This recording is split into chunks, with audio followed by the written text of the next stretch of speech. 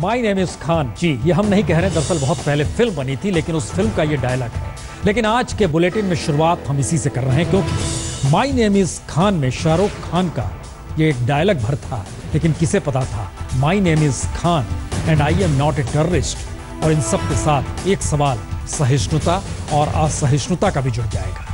दरअसल जो बयान उनके जरिए उनके जन्मदिन पर उन्हीं के जरिए निकला, उसके बाद उन्हें देशद्रोही भी कहा गया और आतंकवादी से तुलना भी हुई। तो क्या मुस्लिम होने की वजह से शाहरुख को निशाना बनाया गया, या बयान वास्तव में नाकिबिले बर्दाश्त था, यानी बर्दाश्त करने लायक नहीं था। और आज शाहरुख के बयान के इर्द गिर्द शुरू हुई समूची राजनीति, हम इसका आज विश्लेषण करेंगे। क्योंकि बिहार में कल एक दूसरी तरफ आखिरी चरण के वोटिंग से ठीक पहले बीजेपी के किस विज्ञापन ने हंगामा मचाया और क्यों मचाया, यह भी बताएंगे।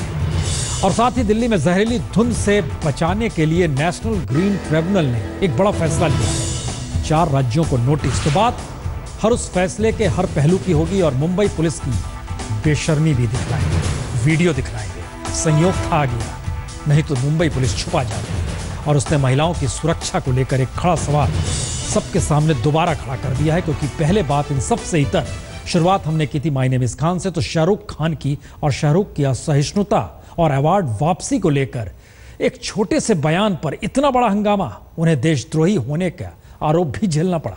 मुझे लगता है शाहरुख खान की भाषा में और हाफिज सईद की भाषा में कोई अंतर नहीं है। जो इस तरह की बात करते हैं वो हिंदुस्तानी नहीं हो सकते, निश्चित रूप से वो पाकिस्तानी एजेंट। और उसकी तुलना आतंकवादी हाफिज सईद से की जा रही है। तो इस नई राजनीति के संकेत क्या हैं? If there is something which is, as saddening as this whole incident with the film work, I stand by those people for the courage they've shown. कहीं पर नेगेटिव आवाज भी ज्यादा हो गई है, थोड़ी सी इंटॉलरेंस जरूर है। शाहरुख खान ने अवार्ड वापस करने वालों के पक्ष में एक छोटा सा बयान क्या दिया? बीजेपी नेताओं और हिंदू संगठनों ने उनके खिलाफ मोर्चा खोल दिया। बीजेपी नेता कैलाश विजयवर्गीय ने उन्हें देशद्रोही बताने में देर नहीं की। शाहरुख खान रहते भारत में हैं, मगर उनका मन सदा पाकिस्तान में रहता है। उनकी फिल्में यहाँ करोड़ों कमाती हैं, पर उन्हें भारत असहिष्णु नजर आता है। ये देशद्रोह नहीं तो क्या है? शाहरुख के खिलाफ कैलाश विजयवर्गीय के कई ट्वीट से हंगामा मचना लाजमी था।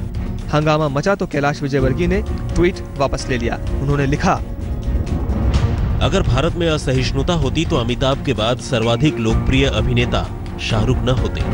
मेरे ट्वीट को कुछ लोगों ने गलत अर्थों में लिया है। तो सवाल सीधा है कि कैलाश विजयवर्गीय के ट्वीट का सही अर्थ क्या है? कैलाश विजयवर्गीय के बयान से जब पार्टी ने पल्ला झाड़ लिया तो योगी आदित्यनाथ ने विवादित बयान क्यों दिया? बीजेपी अध्यक्ष अमित शाह जब पार्टी नेताओं को विवादित बयान देने पर फटकार लगा चुके हैं तो पार्टी नेता मानते क्यों नहीं? और सबसे बड़ा सवाल ये कि क्या शाहरुख को मुस्लिम होने की वजह से निशाना बनाया गया? क्योंकि असहिष्णुता पर विवादित बयान बीजेपी के कुछ पूर्व नेता भी दे चुके हैं जो पार्टी लाइन से अलग हैं, लेकिन निशाना शाहरुख ही बने। बीजेपी नेता शाहरुख पर निशाना साधते हुए ये कहने से नहीं हिचक रहे कि कलाकार को ऐसी बयानबाजी से दूर रहना चाहिए। मुश्किल ये नहीं, पहले कहा फिर वापस ले लिया। मुश्किल यह है कि एक ही पार्टी के अलग अलग लोग आखिर इस बात का जिक्र क्यों करते हैं जिसमें एक तरफ एक व्यक्ति आकर सफाई देता है और दूसरा व्यक्ति फिर उसी बात को आगे बढ़ा देता है। सवाल सबसे बड़ा यही हो चला है। क्या ये माना जाए बिहार में चुनाव हो रहे हैं, केंद्र सरकार के लिए भी ऐसे टेस्ट बना दिया गया है और इन सब के बीच लग ऐसा रहा है कि बिहार जनादेश इस देश में एक हिंदुस्तान के बीच में एक लकीर खींच देगा। क्या वाकई ऐसी स्थिति आ गई? और कहीं शाहरुख पर हो रही सियासत के कनेक्शन बिहार चुनाव से तो नहीं जुड़ रहे? एक किंग खान, एक बयान और सियासत का हर रंग कोई हमला कर रहा है। शाहरुख खान को इस देश में, चाहे हमारे मतभेद हो सकते हैं कुछ मुद्दे पे, लेकिन हमारे देश ने उसको भी टॉलरेट किया है ना, तो शाहरुख खान को इस विवाद में पड़ने की कोई जरूरत नहीं थी। तो कोई नसीहत दे रहा है। कलाकारों का, साहित्यकारों का, बुद्धिजीवियों का ये दायित्व है, उनकी ये भूमिका बनती है कि समाज को जोड़ने के लिए अपना योगदान दें। कोई बचाव कर रहा है। तो क्या शाहरुख पर हमले का कनेक्शन बिहार चुनाव से तो नहीं है? कल बिहार के सीमांचल इलाके में चुनाव है जो मुस्लिम बहुल इलाका माना जाता है।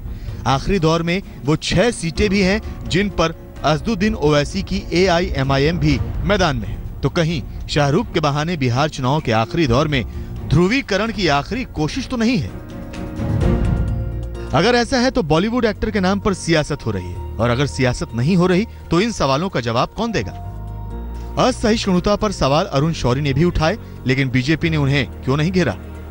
असहिष्णुता पर बीजेपी के हिमायती रहे नारायण मूर्ति और चंदा कोचर जैसी हस्तियों ने भी उठाए, तो उन्हें देशद्रोही क्यों नहीं कहा गया? असहिष्णुता पर आरबीआई गवर्नर ने भी नसीहत दी, लेकिन उनकी भाषा की तुलना आतंकियों की भाषा से नहीं की गई।